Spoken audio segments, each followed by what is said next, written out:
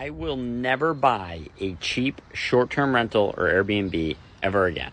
So in my short-term rental portfolio, I have many homes, but this home in particular is about half the value of all my other ones. And with that, it's about half the nightly rate, anywhere from $90 to $199 a night. And don't get me wrong, this house absolutely kills it. Profit margin, number percentages, everything. It does really well on the return. However, being my cheapest property, I've noticed a lot of common trends that I want to completely stick away from. These guests tend to be, keyword tend, come at me in the comments, but I've experienced this, more needy, a lot more questions, are always asking for discounts and then complaining about them when you give them. And overall, just have a lot more baggage. And like I said, feel free to come at me in the comments.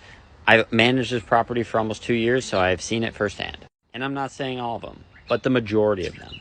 And while this property does great numbers-wise, percentages, cash on cash, you name it, that's actually the reason why I sold it. Because all the time I was getting sucked into answering these silly little questions. For my more luxurious, more expensive properties, I wasn't having to do that.